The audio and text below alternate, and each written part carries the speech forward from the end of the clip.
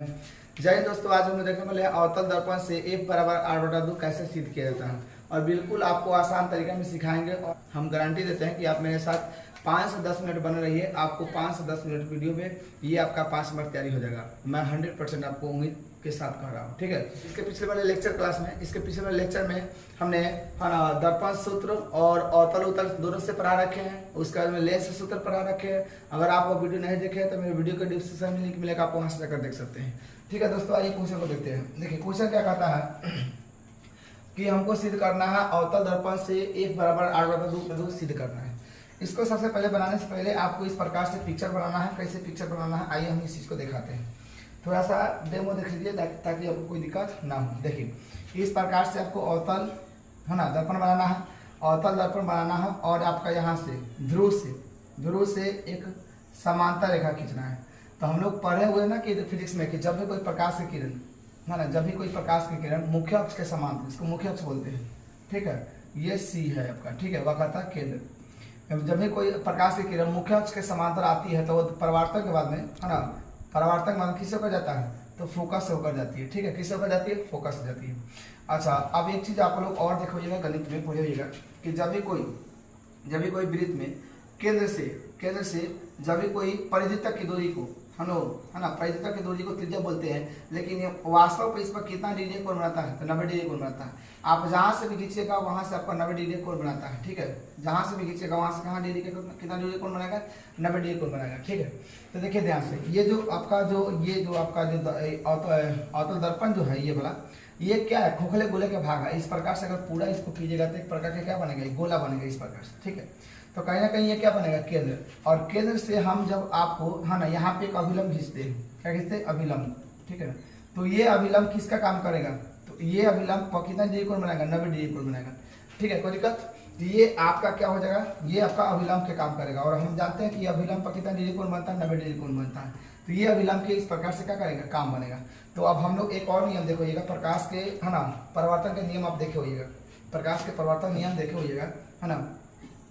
कि जब भी कोई प्रकाश की किरण आती है ना, तब जब भी कोई प्रकाश की किरण परिवर्तन से अपवर्तन के बाद जाती है तो बीच में क्या बनाती है एक अभिलंब बनाती है। तो एक अभिलंब जो बनता है 90 डिग्री कोण बनता है। तो ई वाला कोण जो इस कोण को क्या बोलते हैं आपतन कोण, इसको क्या बोलते हैं परावर्तन कोण। तो ये आपतन कोण को I से दिखाते हैं, परावर्तन कोण को हम लोग R से दिखाते हैं, ठीक। तो ये आपस में कोण क्या होता है बराबर होता है, ठीक है। ये चीज़ तो आप लोग जानते ही हो। चलिए आइए अब हम लोग थोड़ा सा हम लोग का जो था उस पर देखते हैं। तो देखिए ये आपका काम क्या करेगा, ये अभिलंब का काम करेगा। किसका काम करेगा अभिलंब का काम करेगा, ठीक है। चलिए तो अब एक ध्यान समझिए, ये एक प्रकार क्या ये एक प्रकार का अभिलंब का काम कर रहा था। ई वाला कोण इस कोण के क्या हो जाएगा बराबर हो जाएगा प्रकाश के परिवर्तन के नियम से। अब जानते होइएगा प्रकाश के परिवर्तन का नियम क्या कहता है कि आपतन कोण परावर्तन कोण का क्या होता है बराबर होता है। तो ये आपतन कोण को हम लोग किससे दिखाते हैं I से दिखाते हैं, और ये किससे R से दिखाते हैं। आइए अब हम इस चीज को देखते हैं। लिखेंगे क्या देखिए ई वाला जो कोण है, ई वाला जो कोण इसमें क्या बना है कोण बन रहा है। तो कोण बन रहा है ना, तो इसको क्या लिखेंगे एंगल ABC बराबर किसको हो जाएंगे ई वाला कोण के, क्योंकि हम लोग जानते हैं ना कि आपतन कोण परावर्तन कोण को क्या होता है बराबर होता है। तो क्या लिखेंगे एंगल CBF, क्या लिखेंगे एंगल CBF, ठीक है। अच्छा कारण भी देना होगा, थोड़ा सा यहाँ पे आप लोग कलई कर दीजिएगा इसको इस प्रकार से।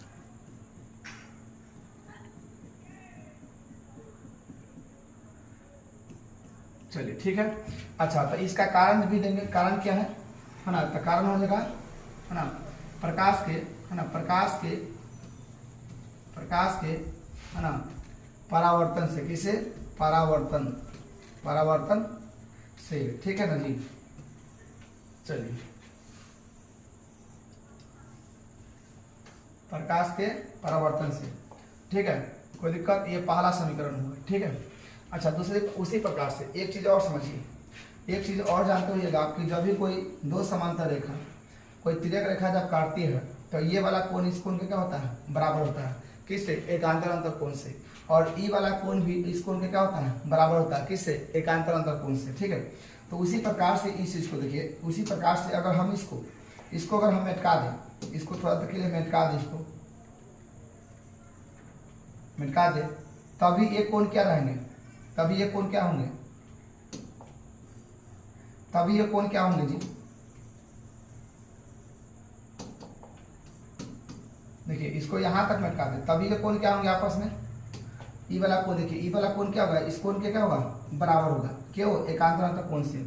उसी प्रकार से देखिए ई वाला कोण इस कोण के क्या हो जाएंगे, बराबर हो जाएगा, किससे, एकांतर अंतर कोण से। ठीक है, एक बार समझिए, देखिए ध्यान से भैया, अगर ये चीज को समझ जाते हैं तो आपको बनाने में कोई दिक्कत नहीं है, ध्यान समझिए, थोड़ा सा लेट ही होगा लेकिन कोई दिक्कत नहीं, अब ध्यान समझिए। देखिए ई वाला कोण इस कोण के क्या होता है, बराबर होता है, किससे, एकांतर अंतर कोण से। कब, जब दो समांतर रेखा को कोई तिर्यक रेखा काटती है तब। तो देखिए ध्यान से, अगर हम इसको थोड़ा देर के लिए क्या कर दें, इसको अगर हम मिटका देते हैं, इसको हम इस प्रकार से मिटका दें, तो बोलिए ई वाला कोण इस कोण के बराबर होगा कि नहीं होगा। सेम उसी प्रकार से यहाँ भी है, देखिए ई वाला कोण इस कोण के क्या हो जाएंगे, बराबर हो जाएंगे। ठीक है ना भैया, चलिए आइए, तो इसको यहाँ पे क्या लिखिएगा कि एंगल ए बी सी है ना, बराबर किसके, तो एंगल बी है ना, बी है ना सी एफ के, किसे, बी सी एफ के। कारण भी देना होगा, कारण क्या देना होगा कि एकांतर कोण से, किसे, एकांतर है ना जी, एकांतर अंतर कोण से। ठीक है, चलिए अच्छा, अब ध्यान समझिएगा, एक तो हो गया। अब देखिए ध्यान से, अब हम आपको एक चीज समझाए थे आपको इसके पिछले वाले लेक्चर में कि ये कोई बटखारा है, जिस मान लीजिए कोई 5 किलो का बटखारा, उसे जोख दिया आप सेब, ठीक है, क्या जोख है, सेब, और उसी 5 किलो बटखारा से आपने जोख दिया अनार। तो बताइए आपस में सेब और अनार क्या होंगे, बराबर होंगे ना, हो गए। देखिए यहाँ से 5 किलो के बटखारा से हमने जोख दिया सेब, क्या जोखा, सेब जोखा, और 5 केजी के बटखारा से ही जोख दिया हमें क्या, मान लीजिए हम अनार जोखे, क्या जोखे, अनार। ठीक है, तो बोलिए आपस में अनार और सेब क्या होंगे, बराबर होंगे कि भैया, होंगे ना, बिल्कुल होंगे। उसी प्रकार से ध्यान से यहाँ पे देखिए कि देखिए ई है 5 किलो का बटखारा, ये क्या है, 5 किलो का बटखारा, इस 5 किलो का बटखारा से हमने जोखा क्या, सेब, और इसी बटखारा से देखिए, इसी बटखारा से हमने जोखा क्या, अनार। तो बोलिए आपस में दोनों क्या हो जाएंगे, बराबर हो जाएंगे ना, बिल्कुल। क्या सोच रहे हैं, होगा ना, हाँ जी बिल्कुल होगा। अब देखिए ध्यान से, अब लिखिएगा क्या कि समीकरण 1 से, क्या लिखिएगा कि समीकरण 1 तथा समीकरण 2 से, समीकरण 1 तथा समीकरण 2 से क्या हो जाएंगे, बराबर हो जाएंगे। एंगल सी बी एफ बराबर एंगल बी सी एफ होगा। इसका तीसरा नाम दीजिए, समीकरण 3 हो गया। कोई दिक्कत, यहाँ तक तो कोई दिक्कत नहीं होना चाहिए। ठीक है, हम लोग क्या पढ़ोगे कि जब लेफ्ट हैंड बराबर होता है तो राइट हैंड भी क्या हो जाएगा, बराबर है। तो देखिए लेफ्ट हैंड दोनों बराबर है तो राइट हैंड भी तो बराबर हो जाएंगे, बट आपको समझाने के लिए वो किलो बटखारा के हमने बात बोली। ठीक है, आइए अब आपको लिखना क्या है, अब यहाँ तक देख लेना है। देखने के बाद में आपको एक चीज देखना है, यहाँ से देखिए यहाँ पे दिखा रहा है सी बी एफ, देखिए सी बी एफ मतलब ई वाला कोण, और फिर दिखा रहा क्या, बी सी एफ मतलब ई वाला कोण, यानी कि एक प्रकार के ई देखिए, एक प्रकार क्या बन रहा है, एक प्रकार के त्रिभुज बन रहा है। क्या बन रहा भैया, त्रिभुज। तो हमने पढ़ा है कि आप लोग भी पढ़े होइएगा, ऐसा कोई बात नहीं कि हम ही खाली पढ़े हैं, है ना। आप पढ़े होइएगा कि कोई भी त्रिभुज में अगर दो को कोई कोण बराबर हो तो उसके भुजा भी क्या होते हैं, बराबर होते हैं। पढ़े हैं जी, बिल्कुल पढ़े होइएगा। ठीक है, कि जब भी कोई त्रिभुज में दो कोण बराबर हो तो उसके सामने का भुजा भी क्या होते हैं, बराबर होते हैं। यानी कि ई वाला सामने का कोण है ना, देखिए कोण है जिसमें ए है, बी है, सी है, तो बी के सामने का भुजा कौन होगा, तो ए सी होगा, यानी कि ए सी बराबर, और सी के सामने का भुजा कौन है, यानी कि ए बी है। तो ये आपस में ए सी बराबर क्या देगा, बी सी हो देगा। ठीक है, तो उसी प्रकार से देखिए जरा, उसी प्रकार से देखिए। ठीक है, चलिए थोड़ा सा चलिए देखिए, अब देखिए भैया ध्यान से, ई वाला त्रिभुज है ना जी, देखिए त्रिभुज है, और जब ये त्रिभुज है भैया, ये त्रिभुज है, तो ई वाला कोण और ई वाला कोण आपस में बराबर है। तो देखिए ध्यान से, सी के सामने का भुजा कौन है, तो बी एफ है। क्या है लिखिएगा, बी एफ है। सी के सामने देखिए, यहाँ से सी बी एफ में मतलब बी के सामने, देखिए बी है ना ये, तो बी के सामने का, देखिए बी के सामने का क्या है, सी एफ है, तो लिखेंगे सी एफ। क्या लिखेंगे, सी एफ। अब बराबर सी के सामने का देखिएगा भैया, सी के सामने क्या है, बी एफ है, तो क्या लिखेंगे, बी एफ। इसको समीकरण आप चाहे तो 4 बना सकते हैं, कोई दिक्कत, नो दिक्कत। अब एक चीज समझिए ध्यान से भैया, अब हम किसी भी तरह से इस कोण, ये वाला भुजा को और इस वाला भुजा को बराबर दिखा देंगे, बस आपका काम हो जाएगा। तो देखिए होता क्या है, एक चीज देखिए ध्यान से, देखिए अगर मान लीजिए इस प्रकार से कोई कोण है भैया, इस प्रकार से कोई कोण है, एक ही बिंदु से खींचा हुआ है। ठीक है, तो एक ही बिंदु से खींचा हुआ है, जैसे मान लीजिए आपका ये क्या है, बी है, और ये क्या आपका एफ है, ये आपका पी है। तो देखिए थोड़ा सा इसको नीचे आप लेकर आइएगा तो कुछ इस प्रकार से होगा। ठीक है। फिर बी कहाँ उठ के आ गया, यहाँ उठ के आ गया। थोड़ा और दाबिएगा, इसको नीचे लेकर, ये तो बी यहाँ आ जाएगा। थोड़ा और दाबिएगा तो ये यहाँ आ जाएगा, है ना, यहाँ आ जाएगा। तो ये ऐसे एक्चुअली देखने में ये बहुत काफी दूर है, लेकिन वास्तव में क्या है, निकट है। तो अब बताइए इसके बराबर ये हुआ कि नहीं, इसके बराबर हो गया ना भैया। देखिए भाई पी एफ जो बराबर हो जाएगा, पी एफ जो बराबर, देखिए बी एफ हुआ कि नहीं, बराबर हुआ। क्योंकि देखिए हमने एक चीज देखिए, कोण जब भी कोई कोण के एक ही बिंदु से जब खींचा होता है ना, एक ही बिंदु से खींचा होता है, तो ये आपस में क्या होते हैं, बराबर होते हैं। क्या होते हैं, बराबर होते हैं, ठीक है। तो इस प्रकार से देखिए, इस कोण को थोड़ा सा दाबे तो यहाँ पाया, इस कोण को थोड़ा सा और दाबे तो ये यहाँ पाया, इस कोण के यहाँ पे और किए तो यहाँ पाया, तो ये आपस में दोनों क्या हो जाएंगे, बराबर हो जाएंगे। तो लिखेंगे चूंकि, क्या लिखेंगे, चूंकि, लिखेंगे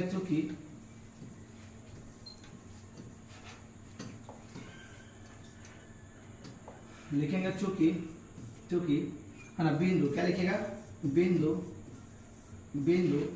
है ना, बिंदु बी और बिंदु पी है ना, बहुत निकट है। क्या लिखेगा, बहुत निकट है, निकट है ना जी, निकट है। इसलिए क्या हो जाएगा, इसलिए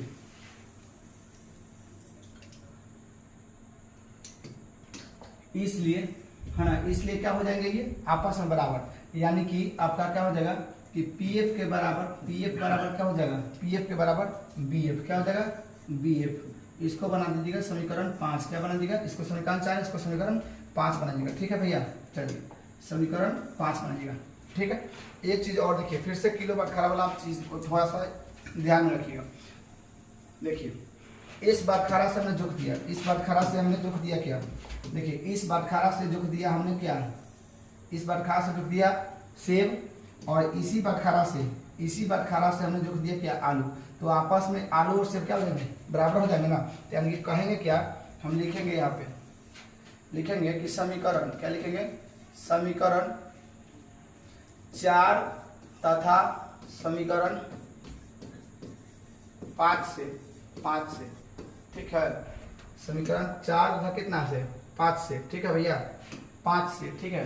अब देखिए वो आपस में क्या हो जाएंगे, बराबर। यानी कि लिखेंगे सी एफ के बराबर, क्या लिखेंगे,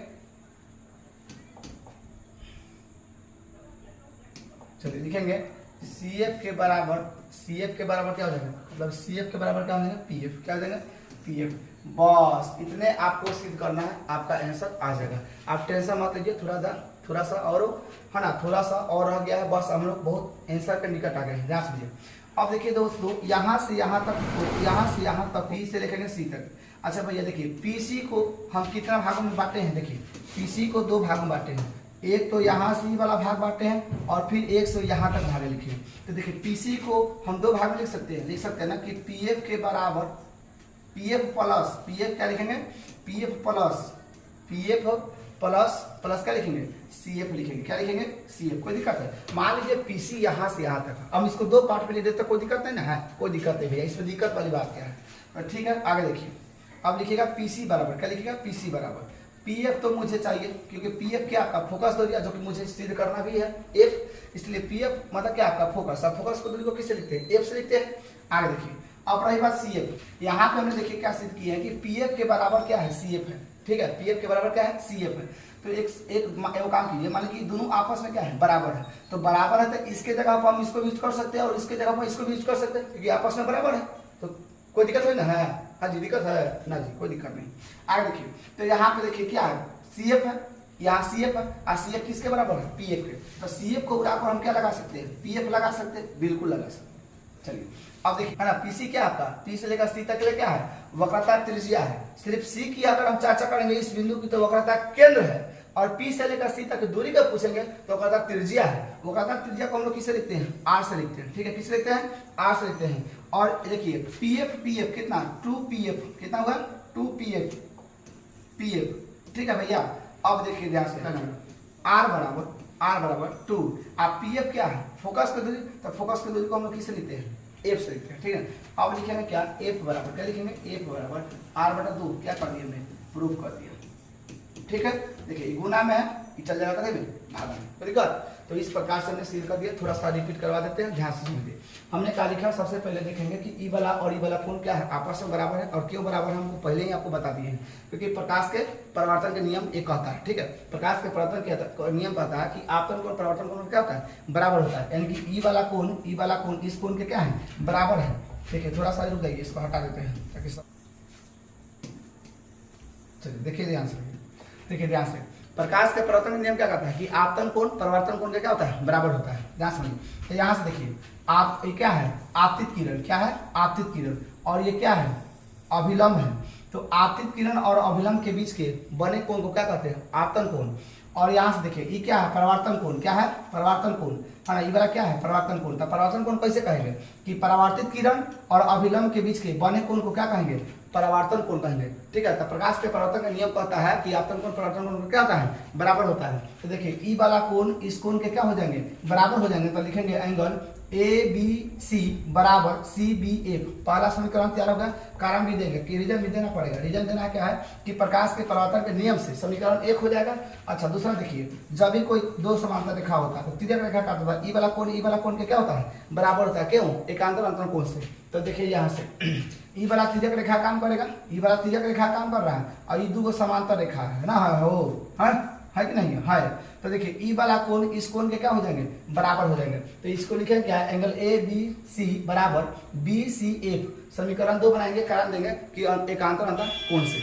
उसका लिखेंगे कि समीकरण 1 और समीकरण 2 से हमने बताया कि जब लेफ्ट हैंड बराबर है तो राइट हैंड भी क्या हो जाएगा, बराबर हो जाएगा। तो देखिए ये आपस में दोनों में क्या हो जाएंगे, बराबर। समीकरण 1 और समीकरण किससे, 2 से। अब इसके बाद में यहाँ से देखना है कि किसी भी त्रिभुज में क्या देखना है, किसी भी त्रिभुज में अगर दो कोण बराबर हो तो उनके सामने का भुजा भी क्या होते हैं, क्या होते हैं, बराबर होते हैं। क्या होते हैं, बराबर होते हैं। जी हाँ, बिल्कुल आपने सही सुना है कि जब भी कोई त्रिभुज के दो कोण बराबर होता है तो उसके सामने का भुजा भी क्या होते हैं, बराबर होते हैं। जैसे देखिए यहाँ पे A है, यहाँ पे B है, यहाँ पे C है। ई वाला कोण के सामने का भुजा कौन है, तो CF है, AC है। और इस वाला कोण का भुजा कौन है, तो AB है। तो ये आपस में AB और AC क्या हो जाएंगे, बराबर हो जाएंगे। उसी प्रकार से दोस्तों देखिए ई वाला कोण और ई वाला कोण बराबर है, तो बराबर है। तो इसके सामने का भुजा कौन है, BF है, और इसके सामने का भुजा कौन है, CF है। तो ये आपस में BF और CF क्या हो जाएंगे, बराबर हो जाएंगे। तो लिखेंगे इसलिए, है ना, CF बराबर क्या हो जाएगा, BF। इस समीकरण का नाम देंगे समीकरण 4 लिखेंगे। अब एक चीज और देखेंगे, एक चीज और देखेंगे कि एक ही बिंदु से बना कोण आपस में भी क्या होते हैं, बराबर होते हैं। देखिए एक ही बिंदु से बना हुआ है, और ये मान लीजिए ये ऐसे देखने में बहुत मतलब दूर है, लेकिन वास्तव में इसको आप थोड़ा सा नीचे डाउन कीजिएगा, थोड़ा सा और नीचे डाउन कीजिएगा, थोड़ा सा और नीचे डाउन कीजिएगा, तो ये आपस में क्या हो जाएंगे, बराबर हो जाएंगे। तो लिखेंगे चूंकि बिंदु क्या, बिंदु B है ना और बिंदु P है ना बहुत क्या है, निकट है, इसलिए क्या हो जाएगा, PF के बराबर BF हो जाएंगे। भैया इसको बनाइएगा समीकरण 5। उसके बाद में ध्यान से लिखिए समीकरण 4 और 5 को। देखिए भैया ये दोनों कोणा क्या है, राइट हैंड बराबर है, तो लेफ्ट हैंड भी क्या हो जाएंगे, बराबर हो जाएंगे। ठीक है, तो यहाँ से आपका हमने बराबर कर दिया। बस आपको क्या चाहिए था, यहाँ से यहाँ तक की दूरी को हम लोग क्या बोलते हैं, वक्रता त्रिज्या बोलते हैं। वक्रता त्रिज्या को हम लोग किससे दिखाते हैं, R से। तो वक्रता त्रिज्या पहले क्या है, PC है, और PC को 2 भाग में बांट सकते हैं, इसमें कोई बुराई नहीं है।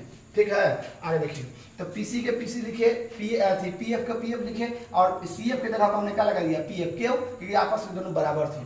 बराबर करने के बाद क्या लिखे कि PC क्या है, वक्रता त्रिज्या किस लिखे, R से। PF और PF, 2PF हो जाएंगे, R हो जाएंगे। PF को किससे दिखाते हैं, देखिए PF क्या है, फोकस की दूरी को भैया F से दिखाते हैं। ये हो जाएगा 2F, ये गुना में चलेगा भाग में, आपका प्रूफ हो जाएगा F बराबर R/2, जो कि आप यही शेयर करना चाह रहे थे। तो मुझे उम्मीद है कि आपको ये वीडियो अच्छा लगा होगा, और वीडियो अच्छा लगा हो तो एक लाइक, आप सब्सक्राइब एंड शेयर जरूर कीजिएगा, क्योंकि वीडियो बनाने में काफी मेहनत लगा है। ओके, ऑल द बेस्ट, मिलते हैं नेक्स्ट वीडियो के साथ। तब तक बाय बाय।